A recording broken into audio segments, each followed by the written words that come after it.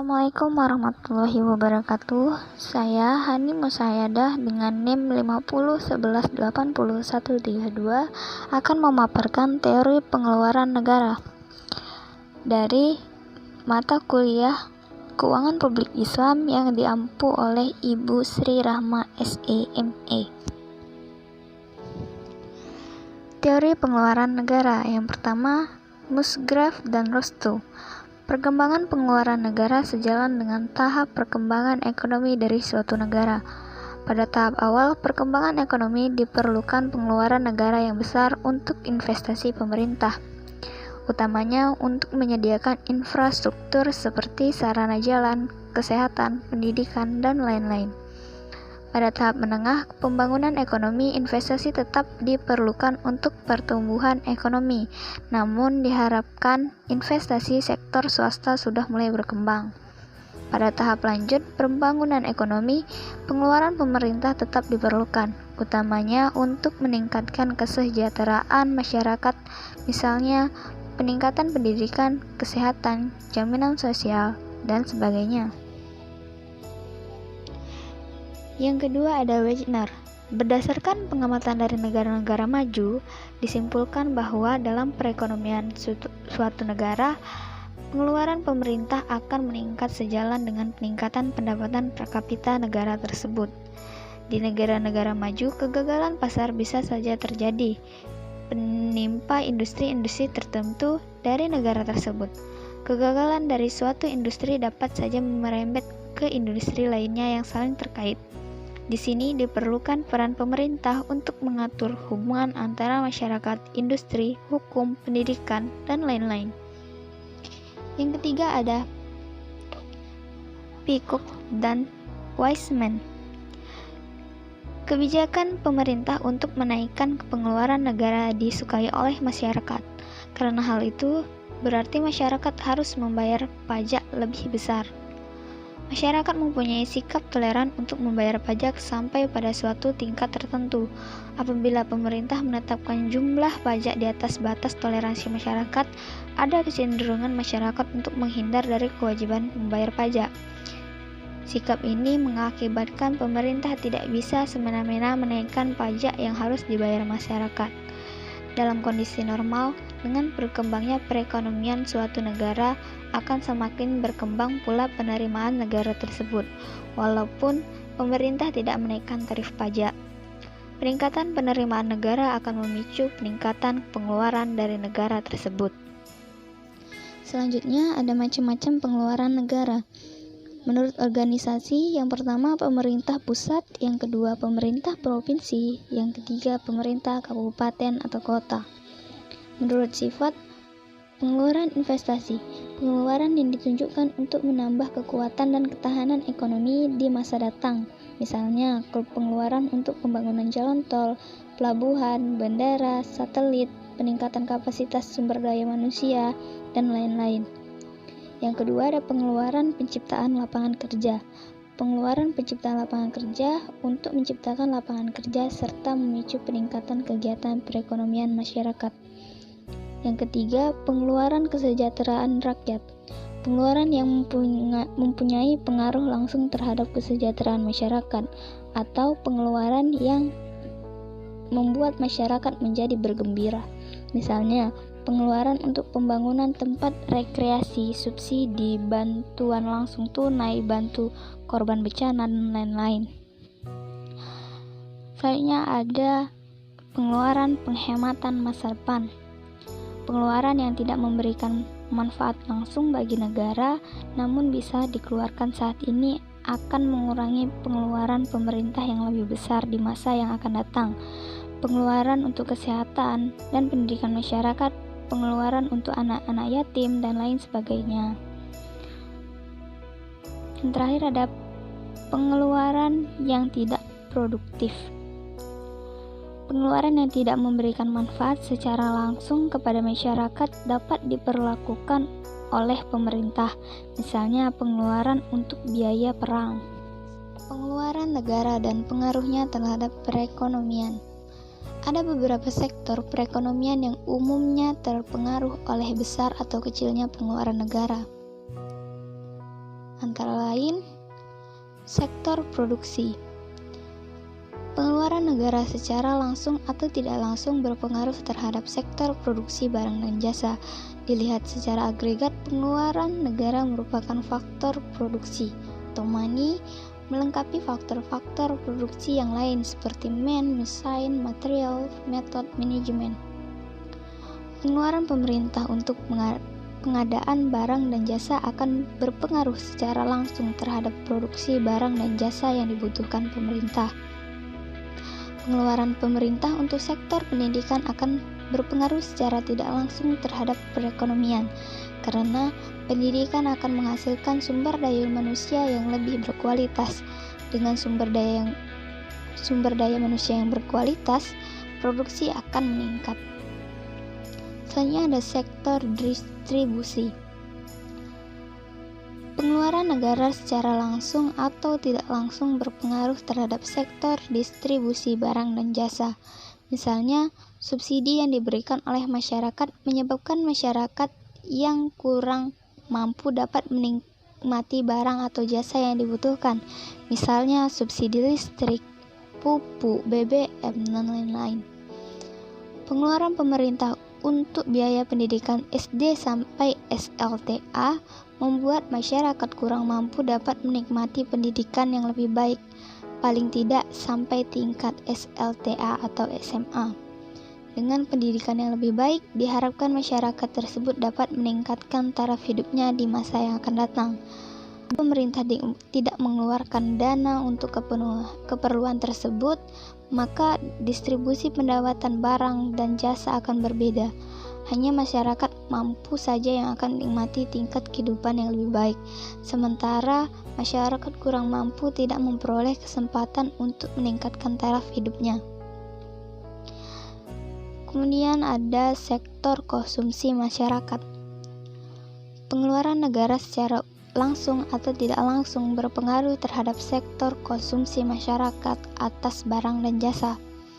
Dengan adanya pengeluaran pemerintah untuk subsidi, tidak hanya penyebab masyarakat yang kurang mampu dapat menikmati suatu barang atau jasa, namun juga menyebabkan masyarakat yang sudah mampu akan mengkonsumsi produk atau jasa lebih banyak lagi. Kebijakan pengurangan subsidi, misalnya BBM, akan menyebabkan harga BBM naik, dan kenaikan harga BBM akan menyebabkan konsumsi masyarakat terhadap BBM turun. Dan yang terakhir ada sektor keseimbangan perekonomian. Untuk mencapai target-target peningkatan PDB, pemerintah dapat mengatur alokasi dan tingkat pengeluaran negara, misalnya dengan mengatur tingkat pengeluaran negara yang tinggi, atau untuk sektor-sektor tertentu. Pemerintah dapat mengatur tingkat employment atau menuju full employment. Apabila target penerimaan tidak memadai untuk membiayai pengeluaran tersebut, pemerintah dapat membiayai dengan pola defisit anggaran. Analisis kebijakan pengeluaran negara. Analisis kebijakan program pengeluaran negara diperlukan untuk mengetahui tingkat efisiensi dan equity dari suatu kebijakan pengeluaran negara. Analisis kebijakan pengeluaran negara dapat dilakukan melalui 8 tahap. Yang pertama, perlunya program pengeluaran negara. Analisis kebijakan program pengeluaran negara dapat diawali dengan melakukan investigasi terhadap riwayat dari program tersebut, apa yang melatar belakangi program tersebut, lingkungan sekitar atau kondisi yang membentuk dan mempengaruhi program tersebut. Siapa yang menjadi target dari program tersebut? Kebutuhan apa yang ingin dicapai dari program tersebut? Sebagai contoh, program pengeluaran pemerintah dalam bentuk bantuan langsung tunai atau BLT pada tahun 2005. Program tersebut dipicu kenaikan harga BBM di pasar internasional yang jauh melampaui perakiraan harga BBM yang ditetapkan pemerintah dalam APBN 2005. Kenaikan harga BBM akan mengakibatkan subsidi BBM yang dikeluarkan pemerintah menjadi membengkak. Sementara pengguna BBM, terutama premium ke atas, adalah masyarakat kelas menengah ke atas. Hanya sedikit masyarakat yang kelas bawah yang menikmati subsidi BBM. Untuk mengurangi biaya subsidi BBM, pada 1 Oktober 2005, pemerintah menaikkan harga BBM. Kenaikan BBM telah diprediksi akan memicu kenaikan harga barang-barang yang lain, termasuk barang kebutuhan pokok masyarakat. BLT dirancang untuk membantu masyarakat kelas bawah untuk memperkecil kesulitan hidup berkaitan dengan kenaikan harga barang. Kegagalan pasar. Pada tahap ini perlu dicari jawaban atau pertanyaan, apakah terjadi kegagalan pasar sehingga pemerintah perlu turun tangan dengan program pengeluaran tersebut. Dalam contoh kasus BLT, telah terjadi kegagalan pasar di mana pasar tidak dapat mengendalikan harga BBM di pasar internasional. Kenaikan harga BBM di pasar internasional mengakibatkan perbedaan harga BBM dalam negeri dengan harga BBM di pasar internasional sebagian besar, yang selanjutnya berdampak subsidi BBM yang harus dikeluarkan pemerintah semakin besar. Yang ketiga, ada alternatif intervensi pemerintah. Pemerintah perlu mencari alternatif kebijakan untuk mengatasi kegagalan pasar yang ada, dengan memperhatikan dampak dari masing-masing alternatif. Dalam kasus program BLT, beberapa alternatif dapat ditempuh pemerintah. Yang pertama, pemerintah tidak melakukan kebijakan apa-apa, harga BBM dalam negeri tidak dinaikkan. Kenaikan harga BBM di pasar internasional akan menyebabkan pengeluaran pemerintah untuk subsidi BBM membengkak. Tidak ada kenaikan harga BBM serta harga barang-barang lainnya. Kenaikan subsidi dinikmati masyarakat kelas yang menengah ke atas, sementara hanya sedikit dari masyarakat kelas bawah yang ikut menikmati subsidi BBM. Yang kedua, pemerintah menaikkan harga BBM dalam negeri tanpa memberikan BLT kepada masyarakat miskin. Pengeluaran pemerintah untuk subsidi BBM dapat ditekan. Kenaikan harga BBM akan memicu kenaikan harga barang-barang yang lain. Daya beli masyarakat akan berkurang, terutama masyarakat kelas bawah paling menderita dengan adanya kebijakan ini. Dalam kasus BLT, beberapa alternatif dapat ditempuh pemerintah. Pemerintah menaikkan harga BBM dalam negeri tanpa memberikan BLT kepada masyarakat miskin. Pengeluaran pemerintah untuk subsidi BBM dapat ditekankan. Kenaikan harga BBM akan memicu kenaikan harga barang-barang yang lain. Daya beli masyarakat akan berkurang, terutama masyarakat kelas bawah. Untuk mengurangi penderitaan masyarakat kelas bawah atau miskin, pemerintah memberikan bantuan langsung tunai atau BLT. Yang keempat, rancangan dengan fitur khusus. Setelah dipilih satu alternatif intervensi pemerintah melalui program pengeluaran negara, perlu dilihat bagaimana rancangan rinci dan dari program mana yang dipilih. Dalam kasus BLT, yang terjadi target program adalah masyarakat miskin. Di sini perlu ada kejelasan kriteria masyarakat miskin itu seperti apa. Bentuk programnya berupa pemberian uang tunai secara langsung. Program tersebut akan dilaksanakan dengan membuat kriteria tentang keluarga miskin, mengidentifikasi keluarga miskin, menghitung kebutuhan pengeluaran program, mendistribusi uang tunai kepada keluarga miskin. Yang bertanggung jawab melakukan program adalah menentukan kriteria keluarga miskin oleh Menko Equin, Bappenas, dan BPS. Identifikasi keluarga miskin oleh BPS, pendistribusian keluarga miskin oleh kantor pos. Pendistribusian bantuan langsung tunai oleh kantor pos. Program PLT dilakukan segera setelah kenaikan BBM. Kelima, ada respon sektor swasta. Menilai respon sektor swasta terhadap kebijakan program pemerintah merupakan bagian yang sulit untuk dikerjakan. Dalam sistem perekonomian campuran, pemerintah tidak dapat sepenuhnya mengatur perilaku masyarakat atas suatu kebijakan pemerintah. Pihak swasta dapat saja merespon negatif terhadap kebijakan pemerintah dalam kasus BLT. Banyak masyarakat yang berpendapat bahwa kebijakan pemerintah tidak mendidik masyarakat. Banyak masyarakat yang mengaku miskin dengan memanipulasi kondisi mereka sehingga sesuai dengan kriteria yang ditetapkan sebagai keluarga miskin. Dalam menilai konsekuensi dari suatu program, perlu dilihat konsekuensi jangka pendek dan jangka panjang. Seberapa jauh BLT dapat membantu masyarakat miskin? Berapa lama BLT harus diberikan? Bagaimana dampak BLT terhadap kondisi keuangan negara?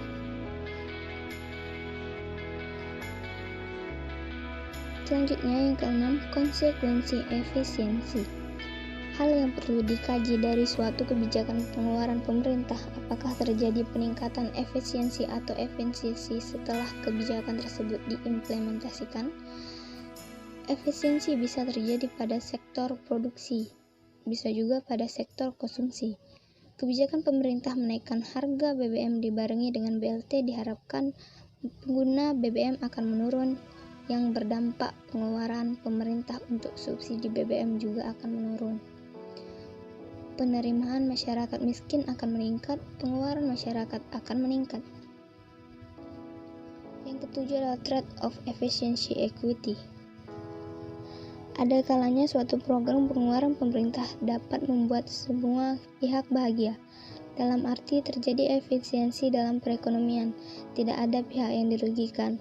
Namun, dalam banyak hal kebijakan pengeluaran pemerintah harus mengeluarkan efisiensi untuk membuat semua pihak bahagia, atau mengorbankan pihak-pihak tertentu akan terjadi efisiensi. Sebagai contoh, pemungutan atas pengguna jalan tol merupakan kebijakan yang mengorbankan efisiensi, karena penggunaan tidak sebanyak kalau pemungut ditiadakan. Namun, pungutan tersebut dinilai adil karena pengguna harus membayar pungutan dan yang tidak menggunakan tidak dikenai biaya. Contoh lain, kenaikan TDL membuat pengguna listrik akan berhemat sehingga terjadi efisiensi penggunaan listrik. Namun kurang adil karena ada sebagian masyarakat yang tidak dapat menikmati listrik karena adanya kenaikan tersebut. Dan yang terakhir ada sarana kebijakan publik. Ada kalanya kebijakan publik dibuat bukan hanya didasarkan pertimbangan efisiensi ekonomi dan keadilan atau distribusi saja, tetapi ada tujuan-tujuan khusus yang lain, misalnya untuk meningkatkan kesejahteraan pribumi, membantu sektor informal, dan lain sebagainya. Dalam hal demikian, analisis kebijakan pengeluaran pemerintah harus diarahkan untuk mengatur seberapa jauh keberhasilan program untuk mencapai tujuan yang telah ditetapkan. Sekian dari saya. Jika ada kesalahan kata-kata atau pengucapan, mohon maaf yang sebesar-besarnya. Wassalamualaikum warahmatullahi wabarakatuh.